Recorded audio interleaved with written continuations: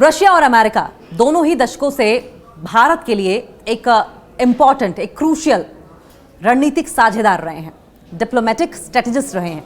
और अगर मौजूदा वक्त में देखा जाए, वास्तविकता की धरातल पर देखा जाए, तो प्रेजेंट सिनेरियो में वैश्विक हालात ने जो भी इस वक्त वर्ल्ड में सिचुएशन बन रही है, इस सवाल को और ज़्यादा शार्प कर दिया है, और ज़्यादा तीखा कर दिया है कि भारत के लिए किसके साथ रहना ज़्यादा फायदेमंद है, अमेरिका के साथ या रशिया के साथ। अमेरिकी राष्ट्रपति डोनाल्ड ट्रंप ने रशिया से तेल खरीदने के चलते भारत पर एक्स्ट्रा 25% का टैरिफ लगा दिया है, और इस तरह ये नया टैरिफ पहले से लागू 25% टैरिफ के साथ जुड़कर टोटल 50% हो जाएगा।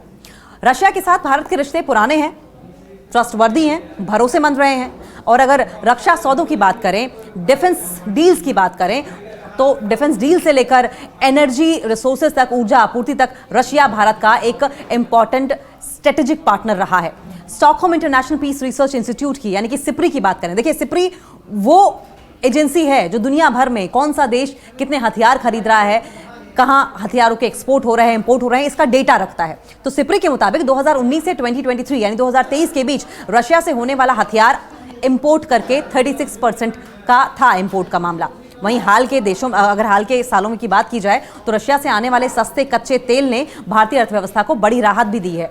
और वहीं दूसरी तरफ अगर बात करें अमेरिका की, तो अमेरिका भारत का सबसे बड़ा ट्रेड पार्टनर है। साल 2024 से 2025 में दोनों देशों के बीच $131.84 बिलियन का व्यापार हुआ है। वहीं हाईटेक डिफेंस इक्विपमेंट से लेकर क्लीन एनर्जी तक के रीजन में अमेरिका पर भारत की जो डिपेंडेंसी है वो बड़ी है। लेकिन सबसे बड़ा सवाल यह है कि अमेरिका और रशिया के बीच में बढ़ते टकराव और भारत के लिए किसका साथ फायदेमंद रहेगा? क्या अमेरिका का साथ इंडिया के लिए फायदेमंद रहेगा या रशिया का साथ फायदेमंद रहेगा? देखिए सिप्री के मुताबिक 2019 से 2023 के बीच रशिया से होने वाला हथियार जो इंपोर्ट था वो 36% था, यानी कि रशिया से इंडिया 36% का वेपन्स खरीदता था। और वहीं एक important strategic partner trade deal जो है वो अमेरिका के साथ भी होती थी। अब सवाल ये है कि इकोनॉमिक नज़रिए से अगर देखा जाए तो क्या नफ़ा नुकसान है इंडिया का? देखिए भारत अपनी कुल ज़रूरत का करीब 88% तेल आयात करता है, मतलब इंडिया में जितनी खपत होती है उसका 88% जो है तेल वो भारत बाहर से मंगाता है, इंपोर्ट करता है। वाणिज्य मंत्रालय के आंकड़ों की अगर माने तो साल 2024-25 में भारत के कुल तेल का आयात जो था उसका 35% रशिया से आया था, यानी कि 35% जितना तेल इस्तेमाल हुआ था पिछले साल, वो उसका सिर्फ एक बड़ा हिस्सा 35% खाली रशिया से आया था। जबकि साल 2018 की अगर बात करें तो ये केवल 1.3% था, यानी कि हाल के कुछ सालों की अगर बात करें, हाल के आप लगा लीजिए 7 सालों की बात करें तो 1.3% से ये इंपोर्ट जो है वो 35% तक बढ़ा है। हम क्रूड ऑयल की बात कर रहे हैं जो कि रशिया से इंपोर्ट किया जाता है। वहीं यूक्रेन युद्ध के बाद रशिया पर वेस्टर्न कंट्रीज ने सैंक्शंस लगाए और उसके बाद वो सस्ते दामों पर तेल बेच रहा है, जिससे कि भारत को बड़ा फायदा पहुंच रहा है। Search group global trade research initiative के फाउंडर ने का ये मानना है कि रशिया से सस्ता तेल खरीदकर भारत सालाना $10 बिलियन की बचत कर रहा है। वे कहते हैं कि दूसरी तरफ भारत का अमेरिका के साथ करीब $41 बिलियन का ट्रेड जो है वो सरप्लस है, निर्यात ज्यादा हुआ है और आयात कम हुआ है। एक्सपोर्ट ज्यादा कर रहे हैं हम इंपोर्ट कम कर रहे हैं। हम करीब $87 बिलियन का सामान अमेरिका को दे रहे हैं।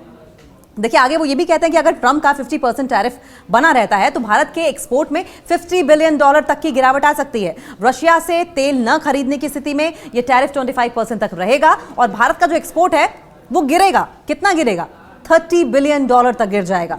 और ऐसी ही बात और एक्सपर्ट्स भी कह रहे हैं। देखिए और एक्सपर्ट्स ये कह रहे हैं कि अमेरिकी टैरिफ का 1% करीब $1 बिलियन के बराबर है। अगर 50% टैरिफ ट्रंप लगाते हैं तो भारत को करीब $50 बिलियन का नुकसान होगा। न सिर्फ पैसा बल्कि भारत में बड़े पैमाने पर नौकरियां भी जा सकती हैं। टैरिफ बढ़ने पर सामान अमेरिका कम जाएगा और भारत में व्यापार पर असर तो पड़ेगा ही और नौकरियां भी जाहिर है कम होंगी। देखिए आकलन ये भी कहता है कि अमेरिका अगर 50% टैरिफ जारी रखता है तो भारत में 50 लाख नौकरियां जा सकती हैं। अब भारत के साथ दोस्ती की क्या संभावना है, क्या स्थिति है, क्या सिनेरियो है? विदेश नीति की अगर माने, फॉरेन पॉलिसी के माने तो एक्सपर्ट्स का ये मानना है कि सिर्फ इकोनॉमिक अगर सिनेरियो में देखा जाए, आर्थिक परिप्रेक्ष्य में देखा जाए तो आर्थिक नजरिए से दोनों देशों के बीच फैसले नहीं लिए जा सकते, बल्कि जियोपॉलिटिक्स, डिप्लोमेटिक रिलेशंस, कूटनीति और नेशनल अगर कहें कि राष्ट्रीय हितों को, नेशनल इंटरेस्ट को भी प्रायोरिटी दी जानी चाहिए। प्रायोरिटी दी जाती भी है, तरजीह दी जाती भी है और यहाँ भी ऐसा ही होगा। देखें, एक और इकोनॉमिस्ट मानते हैं कि भारत को ट्रंप के दबाव में आकर फैसला नहीं लेना चाहिए। एक्सपर्ट्स का यह भी मानना है कि ट्रंप के दबाव में भारत रशिया से रिश्ते खराब नहीं कर सकता। वे कहते हैं कि इतिहास हमें बताता है कि संकट के समय में अमेरिका की बजाय रशिया ने भारत की मदद की है। 1971 के भारत पाकिस्तान युद्ध में रशिया ही था, रशिया ने ही भारत को सैन्य हथियार, मिलिट्री वेपन्स, डिप्लोमेटिक सपोर्ट के साथ साथ संयुक्त राष्ट्र में भारत का पक्ष लिया था, भारत के साथ खड़ा था। वहीं अमेरिका ने खुले तौर पर पाकिस्तान का समर्थन किया था और हिंद महासागर में भारत के खिलाफ अपना 7वां बेड़ा भेज दिया था।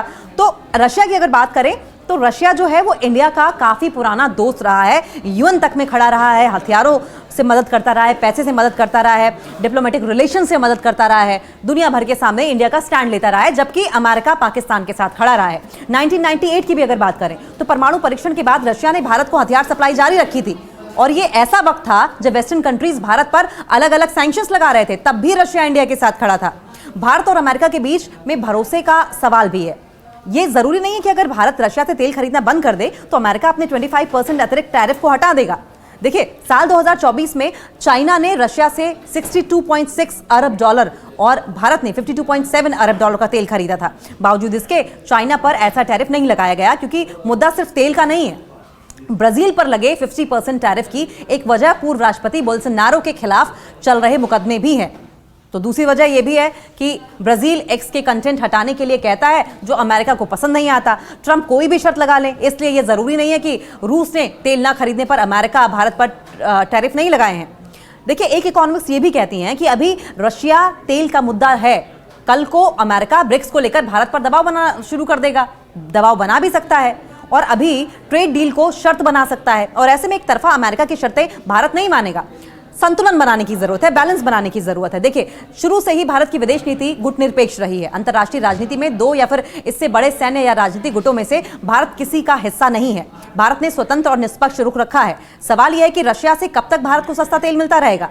तेल बहुत टेम्परेरी मामला है। डिफेंस के क्षेत्र में रशिया और भारत पुराने दोस्त हैं। तेल न खरीदने से ऐसा नहीं होगा कि हमारे रिश्ते बिगड़ जाएंगे। भारत को रशिया और अमेरिका के बीच में बैलेंस बनाकर चलने की जरूरत है और ऐसी ही बात एक और इकोनॉमिस्ट ने कहा है। उनका मानना है कि यह टैरिफ युद्ध ज्यादा लंबा नहीं चलेगा। न सिर्फ भारत के लिए अमेरिका जरूरी है बल्कि अमेरिका भी भारत के बिना कुछ नहीं कर सकता। चाइना उसके लिए सबसे बड़ी चैलेंज है, सबसे बड़ी चुनौती है जिसके लिए भारत के साथ की जरूरत है। भारत का बाजार अमेरिका के लिए बहुत बड़ा है। 2030 में दोनों देशों ने द्विपक्षीय व्यापार को $500 बिलियन तक ले जाने का लक्ष्य रखा है। अमेरिका की कॉर्पोरेट लॉबी भी टैरिफ के खिलाफ ट्रंप पर दबाव बना रही है। वहीं इकोनॉमिस्ट ये भी कहते हैं कि ये मुश्किल समय है और इसमें भारत को मजबूत रहना होगा। अमेरिका में बहुत सारे रिपब्लिकन ट्रंप से सवाल कर रहे हैं कि वे क्या कर रहे हैं, वहां अंदरूनी तौर पर जो चल रहा है वो भारत के लिए अच्छा है या नहीं है। अमेरिका में जो लोग भारत के पक्ष में बोल रहे हैं उनके साथ हमें बैक चैनल बात करनी चाहिए ताकि स्थिति को डिफ्यूज किया जा सके।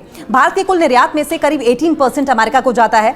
इकोनॉमिस्ट ये भी कहते हैं कि भारत को डाइवर्सिफिकेशन की रणनीति पर काम करना होगा। हम एक देश पर इतना भरोसा नहीं कर सकते। हमें निर्यात के लिए यूरोप, जापान, ऑस्ट्रेलिया और यूएई जैसे बड़े देशों के साथ व्यापारिक रिश्तों को मजबूत करना होगा।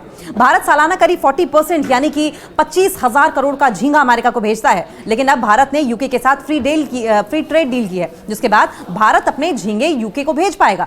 वहां भी अच्छी खासी डिमांड है और इस तरह अपने सामान के लिए भारत दूसरे बाजार की तलाश कर सकता है। भारत को अपने ट्रेडर्स को मजबूत करने की जरूरत है ताकि वे नए नए बाजार खोज पाएं। सरकार को छोटे व्यापारियों का भी साथ देना चाहिए ताकि वे मेक इन इंडिया को और मजबूत कर पाएं, जिससे कि विदेशों पर हमारी निर्भरता कम हो।